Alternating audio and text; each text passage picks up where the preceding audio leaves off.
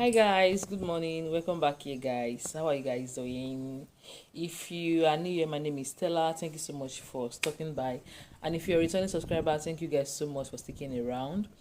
Today, I will not be talking about Mauritius. There are some updates that I promised to share with you guys, and let's talk about it today.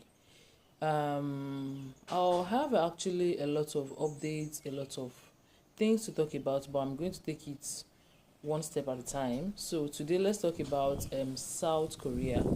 Okay, so given the issue going on at the point of entry in Mauritius, people were being sent back to Nigeria. They were not able to come into the country because, oh my God, they were not able to come into the country because of one issue or the other. There are lots of people that are actually coming in. Last week, is it last week? Yes, on Saturday, I guess. One of my followers here, one of my subscribers, were able to come into Mauritius, and he called me. He have my WhatsApp number. He sent me a message and he has a few questions. He's settled now. He got the house already.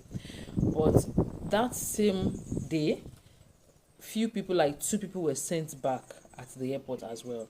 They were not allowed to come in. I don't know why. I think it was on Saturday or on Sunday. So I guess maybe they have. I usually think that they have targets. Maybe they have like numbers of people they want in a week, and maybe when they exceed those numbers, then they stop things for a while. It is just my own thoughts. I'm not really sure about that. Okay.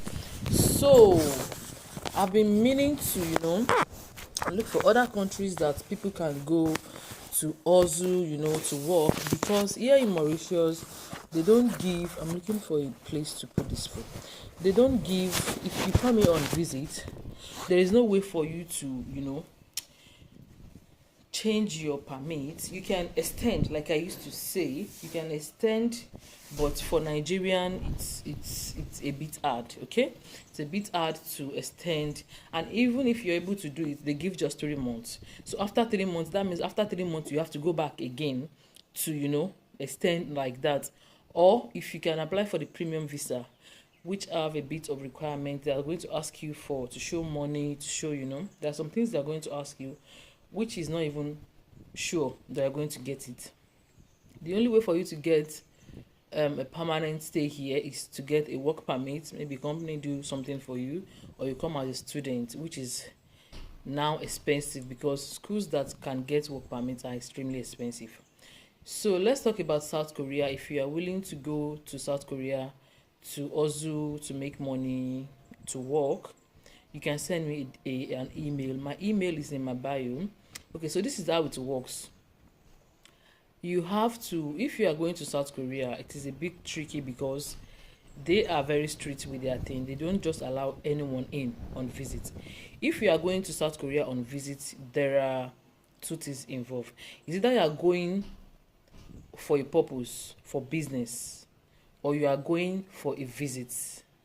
I think it's three. Or if you're going on a conference, or there are some conference that is organized by some church, Catholic church. If you search online, conference in South Korea, there are so many conferences online.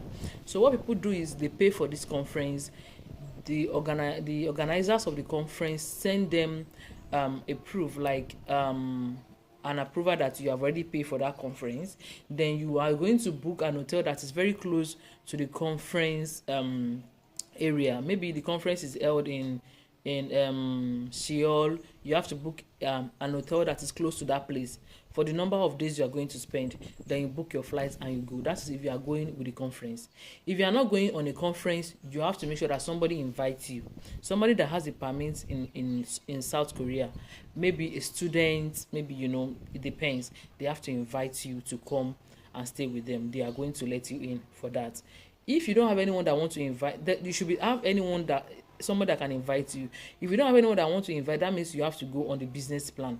And if you are going as a business person, that means that someone that owns a business in Korea will invite you. And what people do is that they make sure that a local, a Korean person invites you. If you can get a Korean person that is going to invite you to come there, then that one is the smooth sail. They don't even disturb you, you know.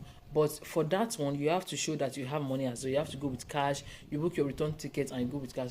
The good thing is that when you go to Korea on a visit visa, they give 3 months. I think they give 3 months to stay and all. Before the 3 months, there is a way for you to, there is another visa you can change to. I'm going to look for that and tell, but I know few people that have gone there through this same route I mentioned, and they were able to extend their visa. They were able to change their visa for something that helps them stay for a longer period, so that they won't stay there illegally. Because there is a card that they used to give them after a few times. So after sometimes in South Korea, if you can change your visa, if you can legally change your visa to another kind of visa, to a work visa, they give you a card. This card lets you go in and out of the country at will. So this is another update for you guys. If you are interested in doing this, you can send me a mail. The only way I know, if you want to go for the conference, I think you can do it yourself. If you search for conference in South Korea, you are going to see a lot. Make sure that you can do something like Catholic conference, like a church, church related conference. Then you pay for it. The church are going to send you details and all of those things. Book your hotel. You can do it around December. Make it look like you're going on a Christmas, church related something, end of the year, that kind of thing. There, or if you have a friend that is a student, they can invite you.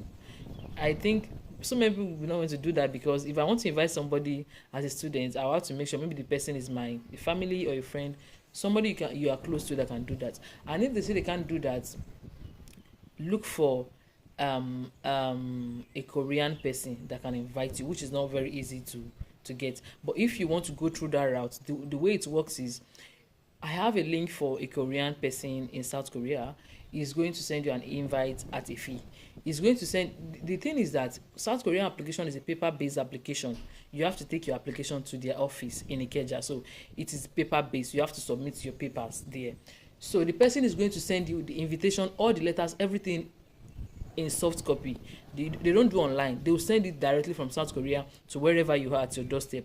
When you receive that package, then you are going to add some other documents of your own that I'm going to tell you how to do it. You add those documents inside the file that the person sent to you. Okay, you put everything together, then you take the paper and take it to the South Korea office in Lagos. You can go to the South Korea office in Lagos at any time, any given time. In fact, at the moment, the rate at which they are receiving application is very, very low. So they are processing applications very, very fast.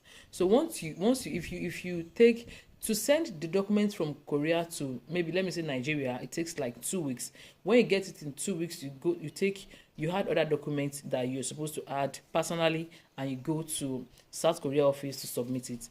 After submission, it takes like a week maximum to get your visa, to get a denial or an approval. And if a South Korean person is inviting you, there is 90% chance that they're going to give you the visa. Okay, once you get the visa, the next step for you is to book your ticket. You have to book a return ticket. Then you have to go with enough cash. You can go with like 1,000 USD above, depends. Okay, so then you book your flight and you go.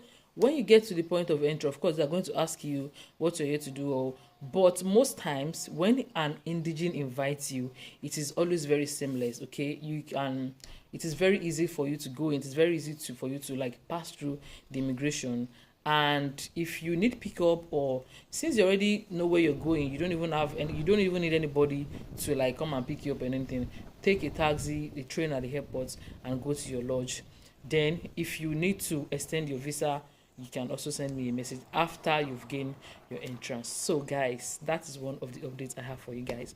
I also have for Finland. This one is for scholarship for students. If you're interested, I'm going to talk about it very soon, because application for that is starting by December. So I wanted to drop the updates by next month, but I think I'm going to do it now, so that people will prepare themselves ahead for things they are going to for the requirements. Okay guys, so I'll see you guys in my next video. Bye. Ciao.